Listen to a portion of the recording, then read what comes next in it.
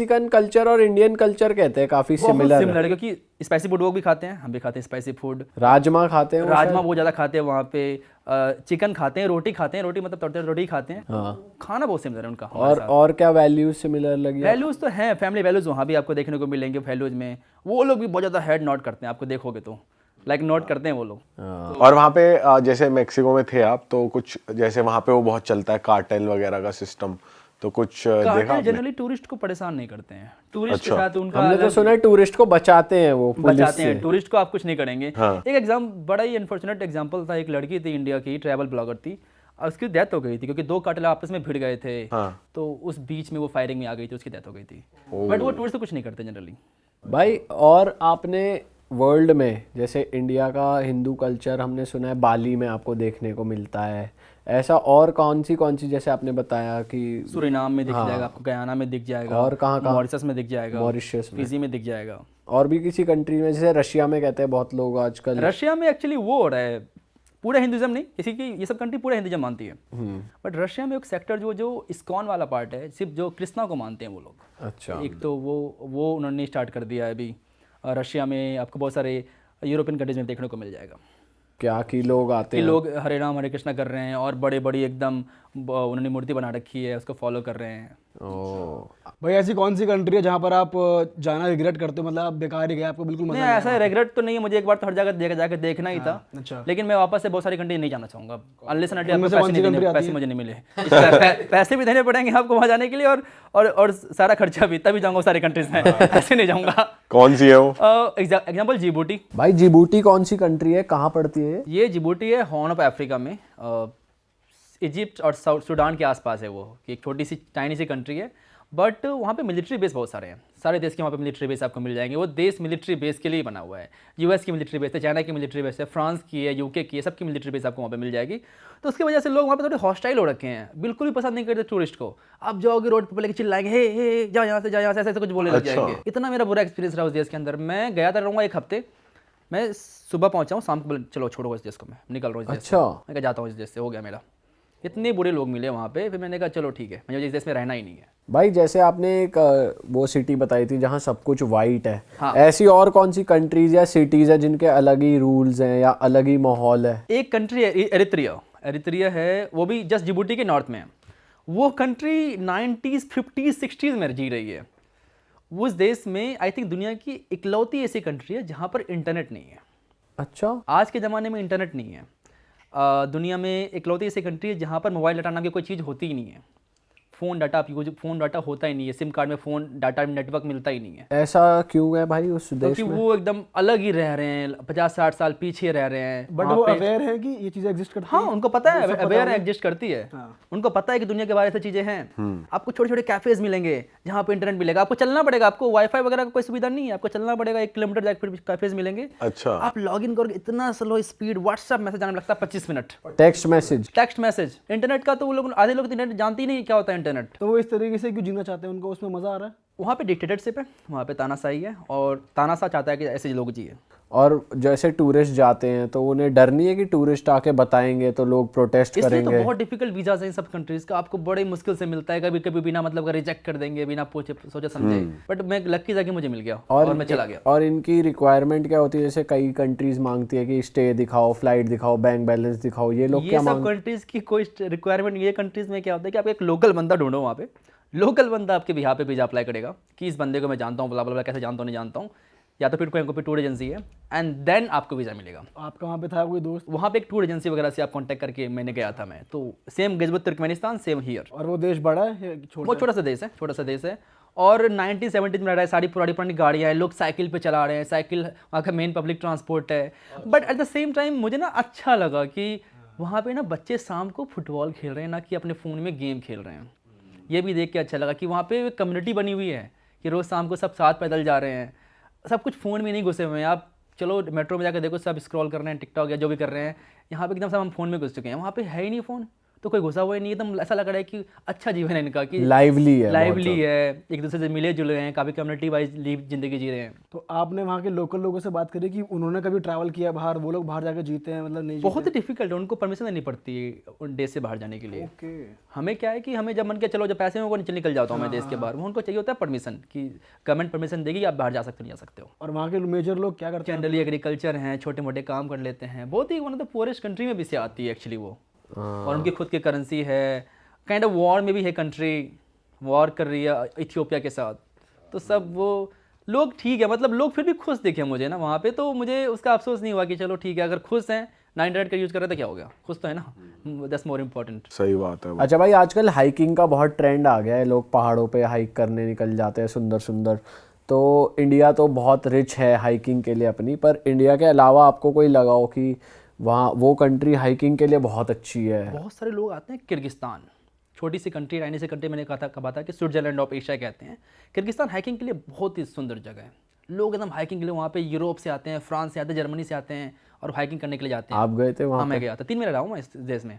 तो वहाँ पे क्या यूनिक लगा आपको? सब कुछ यूनिक ही लगेगा, सब कुछ कोई नहीं है। घोड़े हैं बहुत ज़्यादा वहाँ पे, आपको घोड़े हर जगह दिखेंगे, तब घोड़े को देखते रहोगे, ऐसा फील हो कि स्विट्जरलैंड में आप आ गए हो। तो आपको जब हाइक पे वहाँ पे एनिमल्स वगैरह नहीं अटैक वाइल्ड करते? लाइफ उतनी ज़्यादा नहीं है वहाँ पे, अच्छा। तो एनिमल्स हैं बट आई थिंक फॉक्स से ज़्यादा मोस्टली, बट कोई ज़्यादा वाइल्ड लाइफ नहीं है वहाँ पे। ओ, तो बहुत ही प्यारा डेस्टिनेशन है, हाई माउंटेन्स में आप क्लाइंब करते हो, और कोई टूरिस्ट नहीं है, सबसे अच्छी बात कोई टूरिस्ट है ही नहीं, तो लोग इसलिए वो ट्रैवलर्स आते हैं वहाँ पे कि आके हाइक करें, जाके देखें। और इंफ्रास्ट्रक्चर हाइकिंग के हिसाब से है कि वहाँ ऊपर जा रहे हैं अच्छा तो infrastructure स्टेज है। भी है, या फिर वहाँ पे कैंप्स ही लगाने पड़ते हैं सबको अपने? मोस्टली कैंप से लगाने पड़ते हैं, और वहाँ पे यूथ का एक सिस्टम है, वहाँ पे नॉमैड्स होते हैं, जो नॉमैड फैमिली होती है जो कि माउंटेन्स में ही रहती है, तो उनके साथ आप रह सकते जो घूमते फिरते हैं, रहे। घूमते फिरते रहते हैं। इन सब कंट्रीज में एक्चुअली बड़े बड़े यूर्ट लगाती है, क्योंकि सब कंट्री ठंडी भी हो जाती है ना, तो -30 चले जाता है, तो वो यूर्ट बनाते हैं, जिससे कि वो जो सिप का जो खाल होता है उससे वो बनाते हैं वो लोग। तो आपने कभी देखा भाई लाइव हंटिंग वंटिंग हो रही है आपके सामने? लाइव हंटिंग वगैरह तो मैंने किया था, एक ट्राइब है अफ्रीका में, हजाबी ट्राइब करके नाम है, तो वहाँ पे मैं उनके साथ हंटिंग पे गया था 3 दिनों के लिए। तो वो किसी को भी खा जाएंगे अब, बट लेकिन एक बात मैं देखा था, छोटा बच्चा था, प्रॉब्लम 6 साल का होगा, और एक रैबिट बड़े फास्ट गुजर रहा था एकदम वो उस पे ऊपर, बंदे ने कैसे निशाना मारा, अर्जुन का निशाना था ये क्या था, वो जाके उसको लगा वो रैबिट भाग रहा है। और ट्रेनिंग ट्रेनिंग तगड़ी रहती है, वो भागते हुए एनिमल्स को मारते हैं, और एक बार भी निशाना मारते हैं वो मार देते हैं। और एक्चुअली वो लोग बहुत फेमस हैं बबून्स खाने के लिए, बबून्स को बहुत खाते हैं वो लोग प्रेफर करते हैं बबून्स खाना, तो वो लोग बबून पकड़ेंगे, बबून खाएंगे, जो भी मिल जाए खा लेते हैं। वो तो बबून्स तो एक एग्जांपल है, उनका फेवरेट चीज़ है, और जो भी मिल जाए खा लेंगे। वो दुनिया की लास्ट हंटर गैदर ट्राइब है। भाई हमने सुना है कि ऐसे ट्रैवल पीपल नॉर्मली लोगों से कम्युनिकेट नहीं करते, तुम्हें कोई पॉइंट ऑफ कांटेक्ट होना चाहिए, फिर तुम वहाँ पे बार बार विजिट करते तभी बात करते हैं, तो ऐसे कुछ चैलेंज जनरली है कि जनरली हम जैसे इस जगह जाते हैं तो एक बंदा होता है कि उनकी ट्राइब से ही, क्योंकि उनकी जो लैंग्वेज, उनकी वो लैंग्वेज नहीं है उनकी कोई, वो टंग में बात करते हैं, क्लिक में बात करते हैं, उनकी कोई खुद लैंग्वेज नहीं है। तो वो एक बंदा मुझे मिला उसी ट्राइब का, जो कि मॉडर्न ज़िंदगी जी रहा है, जो कि सिविलाइजेशन में आ चुका है, और उसने हमें बताया कि चलो आ जाओ इससे बात करते हैं, साथ साथ इसके घूमते हैं, और उसके बाद उसने कुछ पैसे लिए। भाई जैसे आप सोलो आपने शुरू करा, और आजकल बहुत ट्रेंड बन गया है सोशल मीडिया पे सोलो ट्रैवल करना चाहिए, तो मैं जैसे हम पढ़ते हैं या चैट जीपीटी से भी पूछते हैं तो सब थाईलैंड रेफ़र कर देते हैं, भाई थाईलैंड चले जाओ, वियतनाम चले जाओ सोलो पे। आपने घूमी है 167 कंट्रीज़, तो आप बताओ सोलो के लिए बेस्ट कंट्री जो इन यूजुअल कंट्रीज से अलग हो। थोड़ी सी मैं ऑफबीट कंट्रीज थोड़ी सी ऑफबीट बताऊंगा, but at the same time very nice. Kazakhstan, Kyrgyzstan, Uzbekistan अच्छी कंट्रीज है, बहुत सस्ती कंट्रीज हैं, और सोलो के लिए ईरान भी बहुत सही है। अगर द ओनली प्रॉब्लम ईरान की, ईरान के अंदर बहुत सेफ कंट्री है, बट कि पता नहीं कब वॉर स्टार्ट हो जाए, तो लेकिन ईरान बहुत अच्छी भाई कंट्री सोलो पे लोग प्रेफर करते हैं कि थोड़ी पार्टीज हो, थोड़ी सोशलाइजिंग हो, तो ईरान में है वो? ईरान में नहीं है, ईरान में अल्कोहल बैन है, बट आपको लोग मिलेंगे रोड पे वोडका पीते हैं, नॉर्मल है वहाँ पे। आप बेसिकली वहाँ पर काउ सर्फिंग बहुत फेमस है। अच्छा। क्योंकि वो सब जो कंट्रीज़ है वहाँ पे सोवियत इन्फ्लुएंस था, तो वोडका एकदम हर जगह पीते हैं, ट्रेन पे वोडका पी सकते हो, रोड पे पी सकते हो, कहीं भी पी सकते हो वोडका, बेसिकली अच्छा, अलाउड है हर जगह वोडका। और नाइट क्लब्स वगैरह? नाइट क्लब्स वगैरह वहाँ पर है, अच्छे अच्छे नाइट क्लब्स हैं। एक्चुअली थाईलैंड वगैरह क्या है ना कि बहुत ज़्यादा टूरिस्टी हो गया है, तो उसके हिसाब से वहाँ पे वो बन गई है कि टूरिस्टों को यहाँ पे कैटर करें, तो इसलिए बड़े बड़े अच्छे अच्छे नाइट क्लब्स आपको थाईलैंड में मिलेंगे, कि सब उतनी कंट्री टूरिस्टी नहीं है, तो वो लोकल्स के मोस्टली बना हुआ है, नॉट फॉर फॉरनर्स। थाईलैंड में से आप किसी क्लब जैसे चले जाओ, 90% तो फॉरनर्स ही हैं। इंडियंस, जर्मन्स, फ्रेंच, वही सब हैं। बट ये सब क्लब में 90% आपको लोकल मिलेंगे, 10% ही फॉरेनर्स मिलेंगे, तो आप लोगों से ज़्यादा इंटरेक्ट करोगे। भाई और फीमेल सोलो ट्रैवलर्स के लिए भी आजकल बहुत लोग फीमेल्स भी ट्रैवल कर रही हैं, तो उनके लिए कुछ रेकमेंड करोगे आप जगहें जो सेफ भी हो और अच्छी भी हो घूमने के लिए? सेफ्टी वाइज भी मुझे ऐसा लगता है सेंट्रल एशिया बहुत सेफ है फीमेल्स के लिए। Central Asia also south east Asia बहुत सेफ लगता है मुझे। बहुत सारी फीमेल ट्रैवल करती है, Thailand, Malaysia, Laos, Cambodia, Vietnam. Laos Cambodia safe है? लाओस कंबोडिया मुझे तो सेफ ही लगा था। ऑल्सो मैंने लाओस कंबोडिया में ट्रैवल किया तो लड़कियों के साथ भी ट्रैवल किया था मैंने वहाँ पे, और हमने से हिचाइक भी की थी साथ साथ। मैं 8 साल पहले 7 साल पहले गया तो पता नहीं अब क्या हुआ है नहीं हुआ है, बट 7 साल पहले तक तो सेफ था भाई। अभी तो ये डिपोर्टिंग की वीडियोस ही आती ये रहती सब हैं हर कितनी जगह वीडियोस से आने लग भाई, जाती है ना। कि कैश दिखाओ, ये दिखाओ, वो दिखाओ। मुझे भी एक बार थाईलैंड से डिपोर्ट किया था। थाईलैंड से डिपोर्ट किया थाईलैंड से डिपोर्ट था? हुआ। थाईलैंड से किसे डिपोर्ट करते हैं भाई? थाईलैंड तो भाई इकोनॉमी चला रहे एक तरीके से इंडियन वहां की, भाई ऐसे कैसे कर सकते हैं वो। 2018 की बात है, मैं लैंड आ रहा था कंबोडिया से थाईलैंड, उन्होंने मुझे नहीं जाने नहीं दूंगा, बहुत ही बुरा लगा था। मैं 5-6 फ्रेंड के साथ ट्रैवल कर रहा था, 2 जर्मन थी, एक ऑस्ट्रेलियन थी, एक अमेरिकन थी और मैं था। और सब हिचाई करके मैं पहुंचा और बॉर्डर तक गया, सबको अलाउ कर दिया, मुझे अलाउ नहीं किया। रीज़न क्या दिया? कुछ रीज़न नहीं, जाओ, नहीं अलाउ नहीं करेंगे, नो इंडियंस अलाउड। अरे सबने हिचाई किया है, सब बाय लैंड आ रहे हैं, किसी से तुमने कोई डॉक्यूमेंट नहीं मांगा। हाँ। मेरे से क्यों डॉक्यूमेंट मांग रहे हो फिर कि रिटर्न फ्लाइट टिकट दिखाओ, पैसे दिखाओ, तुम्हारे पैसे दिखाओ, रिटर्न फ्लाइट तो मेरे पास था ही, पैसे दिखाओ कितने पैसे हैं। अरे कौन कैसे लेकर ट्रैवल करता है? कार्ड है ना, कार्ड दिखा रहा हूँ, नहीं मान नहीं रहे हैं। तो ये काइंड ऑफ आप रेसिज्म ही मान लो, क्योंकि गोरों को आपने बिना पूछे जाने दिया, कुछ आपसे सवाल नहीं पूछा, सब साथ ही आ रहे हैं, सब फ्रेंड हैं, मुझे आपने साइड में अलग कर दिया।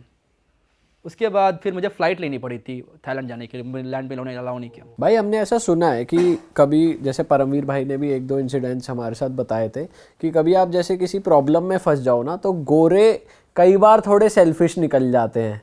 ऐसा एक्सपीरियंस हुआ है आपको कि गोरे थोड़ा अपना अपना देखते हैं, मेरा प्लान बना हुआ है तो मैं बना हुआ है, मैं वेट नहीं करूँगा, या थोड़ा ऐसे होता है? जनरली होते हैं, मोस्टली गोरेज अपने प्लान के अनुसार चलते हैं।